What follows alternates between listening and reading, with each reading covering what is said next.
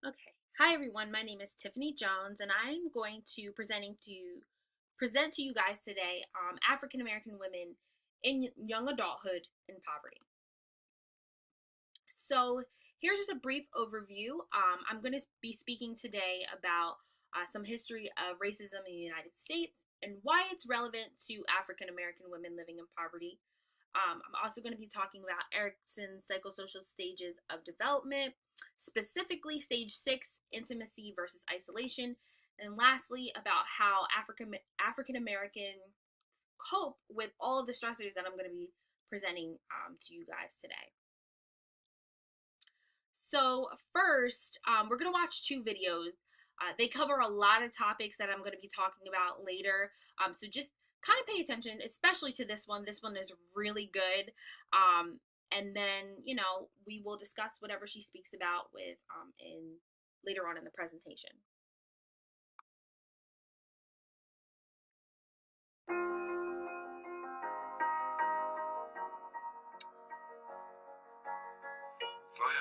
Unfortunately, I have to. I can't bypass this. So. I know I'm coming back for you, and I'm happy. Nothing's going to stop me. I'm making my way home. I'm making my way.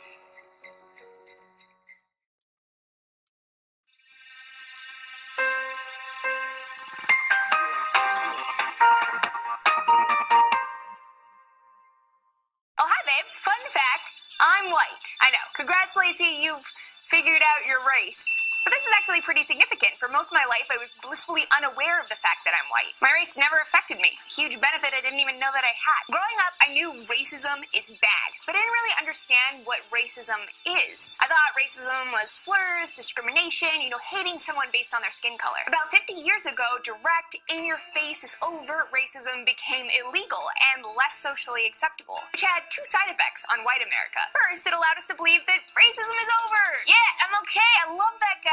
Secondly, it enabled white folks to frame the ongoing struggles of the black community as a character flaw. So after Ferguson, a family member said to me, "Look, Lacey, black people have a lot of problems because they have a bad culture, bad values. They're violent, they're lazy, broken families. Look at them out there riding like animals. That's not racism, that's just the facts." Hello there. Tell me how you really feel. Now, people usually aren't so blunt about it, but if you look closely, you're going to see these sentiments about black America echoed everywhere. So I taught school for 20 years. A lot of people of color who didn't want to work as hard, they wanted it given to them. They don't make a living for themselves. They just drop out of high school.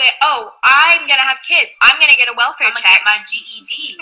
I'll get my GED. I'm gonna go work at McDonald's. Young black men often reject education and gravitate towards the street culture, drugs, hustling, gangs. Nobody forces them to do that. Again, it is a personal decision.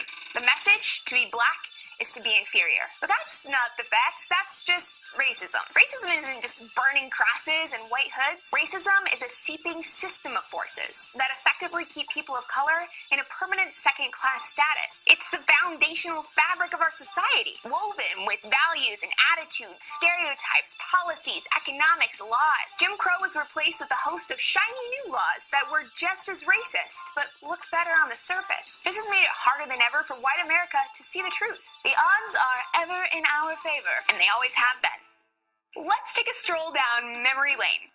Stop 1. Wealth. Between 1934 and 1962, the government backed $120 billion of home loans. But they refused to give out home loans to black folks, or even if black folks lived nearby. This went on for decades. This practice, called redlining, essentially, 1, forced black Americans into poor urban centers, the beginnings of the ghetto. 2, segregated America to this day. 3, made it impossible to invest in the future of black neighborhoods. And 4, made it impossible for black Americans to start inheriting property and wealth the same way that white Americans were. Stop 2, education. Property taxes fund schools, which means that families that live in nice houses, maybe ones they got with the help of the government, get a better education. Better education means more opportunities, more resources, more connections, more jobs, more money, money, money. Stop 3, jobs. The lack of educational opportunities meant that many black folks were relegated to low-wage manual labor. Today, when looking at the same exact resume, employers are 50% more likely to call back a resume labeled with a white-sounding name. Stop 4. Mass incarceration. Shortly after the civil rights movement, prisons became privatized for-profit businesses. Fill those cells, make those dollars, and they did. The prison population shot up from 200,000 to 2.4 million. More than any country in the world. And who filled those cells? People of color. More African American adults are under correctional control today than were enslaved in 1850, a decade before the Civil War began. Black men are now imprisoned at 6 times the rate of white men. So did black men just become 6 times more dangerous? Or of course not. What changed was the laws and sentencing. Sweeping laws were written that specifically targeted black communities. For instance, the sentence for possession of crack was 100 times harsher than the sentence for cocaine. Stop 5, racial profiling. It wasn't just harsher sentencing. Communities of color are also policed more harshly. One of the few memories I have of my dad as a kid is seeing him yelled at and questioned by police on the street. And when they didn't like the answers he was giving them to their questions, they proceeded to aggressively question me. And I was just 8 years old. Policies like Show Me Your Papers and Stop and Frisk target people of color under the law. Totally legal. So shocker, they're much more likely to get arrested for doing the same things that white people do, but twice as likely to get pulled over. Take the late Walter Scott, who was pulled over for having a broken taillight, only to be shot 5 times in the back by a cop. Stop 6, police brutality.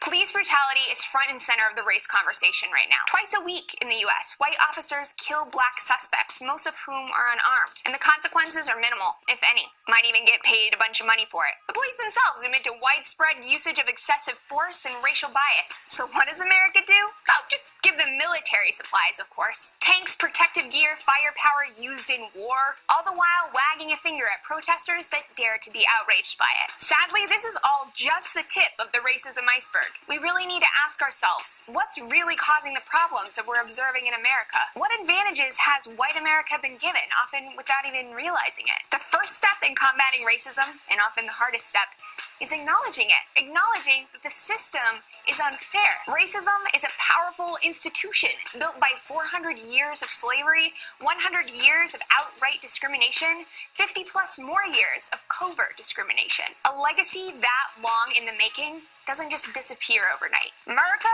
we got a lot of work to do. Links down below to some voices that you should definitely be following, as well as sources and lots more information for your thirsty brains. Lots of love, y'all. I'll see you next time. Mwah! Okay, so that was a great video. For this is just some facts, some of the stuff that she went over in her video.